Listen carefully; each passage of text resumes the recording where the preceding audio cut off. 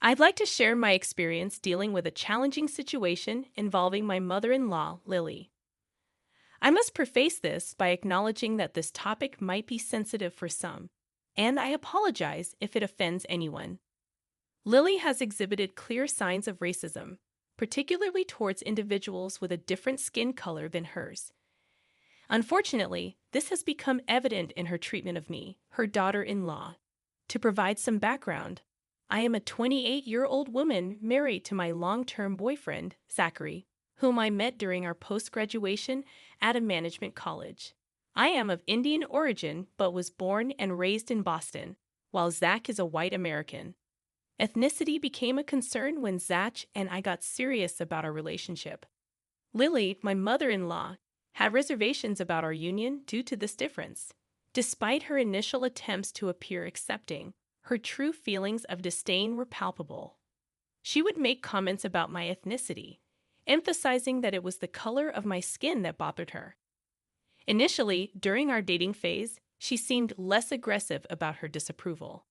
However, as the years passed and she witnessed our commitment to each other, her discomfort grew. She would openly address me using derogatory terms, even in the presence of Zach. This negativity escalated when Zach began discussing our future together.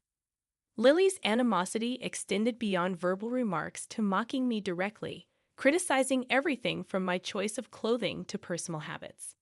Despite being as American as she is, she consistently categorized white Americans as us and we, while referring to people of color as they. Eventually, Zach reached a point where he stopped visiting his family during festivities and special occasions due to Lily's behavior. While I valued family connections, I couldn't be happy with Zach cutting ties, as I cherished my own family deeply.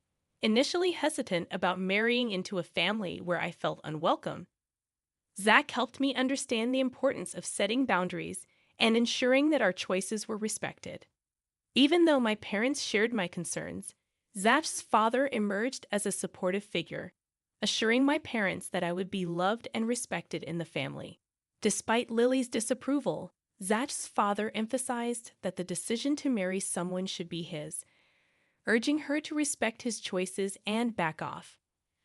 I anticipated that she would cause a disruption at my wedding, but thankfully, everything went smoothly. Prior to the event, I was quite stressed, but my father and mother-in-law assured me they would handle her, and they did. She behaved courteously with my parents and guests, leading me to believe she had moved beyond my skin color and accepted me. To my surprise, however, she seemed stuck on that issue. In an effort to minimize interaction with her, we distanced ourselves. Nevertheless, my father-in-law continued to visit regularly, and I developed a strong bond with him. Lily, on the other hand, proved to be persistent. Despite our decision to stop visiting her, she started showing up at our house unannounced. Eventually, we felt obligated to host her, considering she was Zach's mother, and we couldn't be rude. What bothers me most is that every time she visits, she inquires about our family planning. I tried evading the question, claiming we haven't thought about it yet, but her response is always a vague good. I'm unsure whether she wants us to have children or not, and it's become increasingly difficult to interpret her intentions. I approached Zach about this, but he dismissed it, insisting she's merely curious.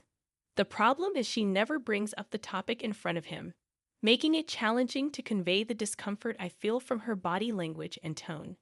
It's more than just a general inquiry, and I find it unsettling. Recently, during her visit, I caught her searching through my bedside table drawer. It was a bizarre and creepy incident. I was occupied with a client call and informed her it would take about 45 minutes. She seemed fine with it, but when I later discovered the call had ended prematurely, I went to look for her. She had disappeared. Upon returning to the study to retrieve my phone, I heard scrambling noises from my bedroom. Zach wasn't home at the time, and upon entering the room, I found Lily near my bedside table, frantically searching through the drawer. Startled by my presence, she claimed to be looking for a vaporizer due to a cold. I offered her one, but she didn't use it, insisting she would check with my doctor later. Strangely, she didn't exhibit any signs of illness during her stay, making me recall previous instances where I had noticed my closet tampered with and my belongings displaced. Until now, I hadn't paid much attention to those occurrences. Looking back, I can't ignore the fact that during most of Lily's visits, she was at my house. It seems too frequent to be a mere coincidence. The problem is, while it's concerning, I can't bring myself to tell Zach. It's not that he wouldn't understand, but to him, it doesn't seem creepy that his mother was searching for a vaporizer in my drawer. I lack enough evidence to prove my observations, and I'm unclear about what she's even up to. Any advice on how to deal with this? Do you foresee anything? I just want to be alert before I'm caught off guard. Update number 1. Hey everyone, thanks for helping me break down Lily's intentions. If it weren't for you guys, I would have taken forever to figure out what she's up to. I made a list of all the possible things Lily could be behind, and the top assumption that made the most sense was a baby. I connected the dots, considering how she used to ask about having children and then started searching through my bag, closet, and drawer. She must be checking if we use protection, finding them in any of these places, and being reassured that we're not planning children yet. I know it's common for grandparents to expect grandchildren, but in that case, she could have asked us to plan instead of sneaking around. These were my assumptions, and as soon as you suggested it, I started playing around with her to confirm my doubts. I hid my pills and his protection in a different place, not accessible to her. I was careful with my bag and closet when she visited my home. Also, I started playing with my words while talking to her. The next time she asked if we were planning a baby, I blushed and said, "Yeah, we're kind of planning." The expected reaction should have been a positive one, but hers was, "No way, it's too early. You guys should enjoy your life first. The baby can wait." I've never heard a mother-in-law say this. It wasn't even advice, it was more of an instruction. Currently, I'm just enjoying this drama, teasing her that we're planning for a baby and relishing her reaction. I know it's a concern that she doesn't want us to have a baby, and I don't know why. Or maybe I do. I'll probably update you when I have more details about her intentions. This was just a quick update for everyone to have a good laugh. Thanks to those who have been checking on my last post. Update number 2. Hey guys, this is going to be a longer one. I finally figured out Lily's intention behind all these creepy activities. After a month of teasing her that we were planning for a baby, she finally spoke out. One day, she visited us, and Zach was also home. We were 3 sitting together. I said, "Zach, do you know Mom had been insisting me not to have children?" Now, Zach was like, "What?" Lily also turned pale. Zach asked her why she would suggest that, and she ran short of words. I said, "Mom thinks that we should enjoy our life more and children would just destroy our peace and privacy." Mind you, Zach loves children. It was I who was pushing the plan of the baby to the next year. Zach wanted it now. Lily tried to cover up and say, "Yes, I was suggesting it for your own well-being. Enjoy your youth." Zach said he had enjoyed enough, and now he wanted a baby. You know, I could have informed Zach about it earlier, but the joy of having a face-to-face confrontation was too tempting. It led to a heated argument between Zach and Lily, escalating to the point where she turned aggressive. Lily asserted that if we truly wanted to have a baby, we should opt for traditional surrogacy. She justified this suggestion by claiming that pregnancy is difficult for women, citing her business and career as factors that would be adversely affected.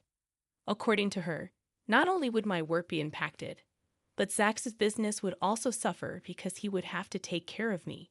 She insisted that we could afford surrogacy and encouraged us to go for it. I was perplexed. I knew she couldn't be genuinely kind and considerate. Her suggestion of surrogacy wasn't about our work and well-being. Zach, in response, remained calm, agreeing to consider the idea. Lily, thinking that we were immediately planning for a baby, showed up a few days later. This time, she deliberately checked Zach's availability, claiming she had something important to discuss. To my surprise, she brought a list of top places providing surrogacy facilities and had shortlisted women offering surrogacy. As if that wasn't enough, She also had a list of female egg donors, shortlisting two with the best genetic features. Zach and I were taken aback. I used a punching bag to calm my nerves, while Zach lost his temper, yelling at her for being nosy in our lives. He firmly stated that it wasn't her business to interfere in our lives. Lily insisted that her motive was well-intentioned, but I continued to probe. I questioned the need for an egg donor when I was fertile enough. Finally, she blurted out, "Your egg is going to have a brown baby. I cannot let you guys color our genes." The outrageousness of her statement left us in shock. Zach would have resorted to physical confrontation if she wasn't his mother. Lily stormed out, giving me a look that suggested I had ruined her relationship with Zach. I didn't care. I had to bring this to Zach's notice. A few days later, she sent a sorry card to Zach, but he refused to speak to her. Despite her attempts to mend the relationship, he remained firm. She even visited his office with flowers, but Zach did not forgive her. She's now trying to fix her relationship with Zach by being extra sweet to me, but she hasn't apologized to me. In reality, she had belittled and offended me. Fortunately, Zach defended me so firmly that I didn't need to intervene. I hope she learns her lesson and refrains from interfering in our personal life. I'll keep you updated if anything develops. Update number 3, guys. Lily doesn't seem to have learned her lesson. I apologize for not updating this often due to my hectic schedule, but I appreciate the supportive space here. I feel safe sharing these events with you. Following the confrontation, Zach ceased communication with his mom. Despite her attempts to reach out, he remained silent. Lily resorted to sobbing to my father-in-law, expressing remorse for her words and expressing a desire to mend everything. My father-in-law, a principled family man, holds significant respect from all of us. He reached out to Zach, urging him to forgive Lily. Zach, influenced by his father's values, forgave his mother but established a firm boundary against her interference in our lives. Lily pledged not to meddle, expressing guilt and a desire to spend time with us to cope. Although Zach and I spent minimal time at home due to work, parties, or vacations, we allowed Lily to stay. Amid discussions about children, Zach and I decided to start planning for a baby immediately. Despite our efforts, my cycles came and went with no positive results after 3 or 4 cycles of trying. Concerned, we consulted a doctor, repeating tests for genetic issues and psychological barriers, but nothing surfaced. The doctor advised us to keep trying for at least a year. A visit to a fertility counselor revealed the challenges some women face after years of trying, providing a glimmer of hope. While Lily lived with us, she did not intrude, and I kept the fertility struggles from her, attributing my stress to work. As therapy proved ineffective, I stumbled upon something suspicious: Lily tampering with my morning juice. I witnessed it and confirmed my suspicion with my maid's involvement. I promptly disposed of the juice and realized that the lack of side effects indicated a connection to my birth control pills. I refrained from eating or drinking anything separately and considered revealing this to Zach.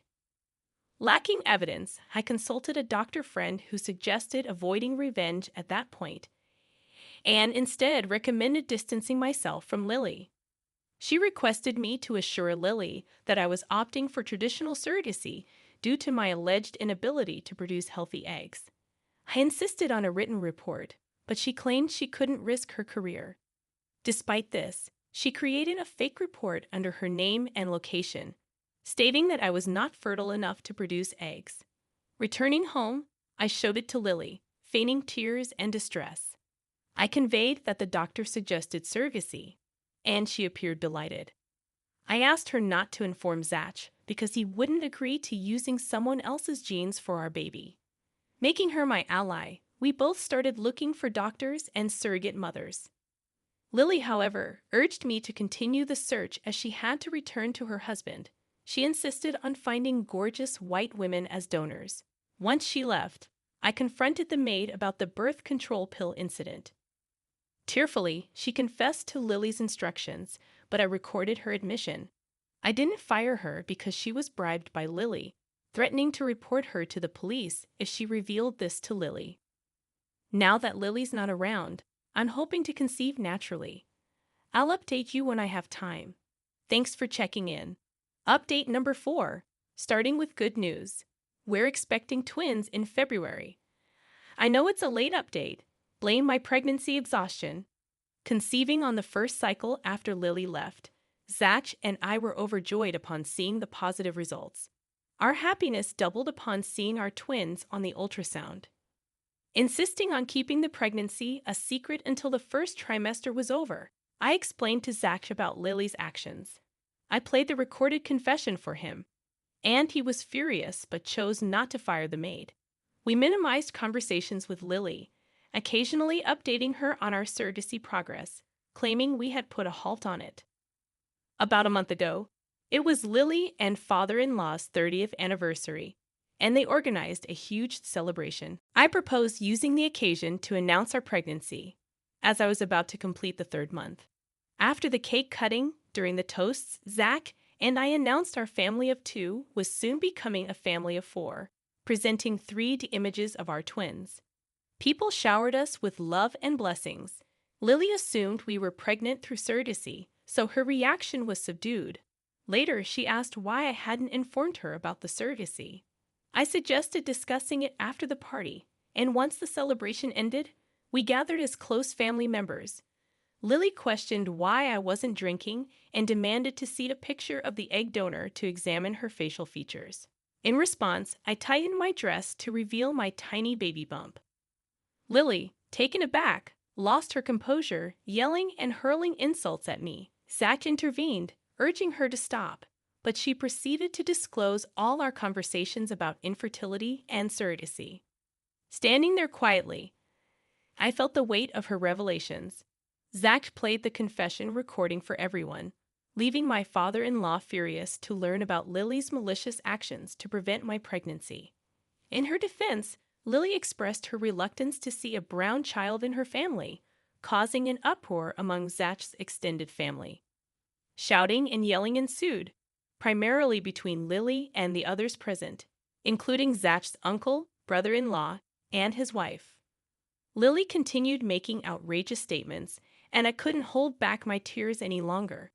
My father-in-law sternly warned Lily that if she spoke one more word against me, he would divorce her. Zach asserted that she had done enough harm and banned her from our home and future children. Lily left the house, portraying herself as the victim, claiming nobody understood her. My father-in-law and others consoled and apologized to me for Lily's behavior. Despite his apologies, my father-in-law expressed regret for failing to keep Lily in check. Zach and I decided to take a short trip to help me cope with Lily's wrath and the impact on my mental state due to pregnancy hormones. During the trip, I cried uncontrollably, but it eventually aided in my emotional recovery. Despite Lily's attempts to contact Zach and apologize, he remained adamant about not allowing her in during the pregnancy phase. We couldn't trust her, fearing she might disturb me mentally. I wanted to focus on being happy and enjoying my pregnancy. Thank you all for the love and blessings. Please wish me a healthy pregnancy. I'm not surprised that the mother-in-law was cut off towards the end of the story, and the father-in-law gave a strict warning. If she continued with her behavior, he would divorce her. I'd love to hear your thoughts on this story. Feel free to share your comments below. Thank you for your support, and I hope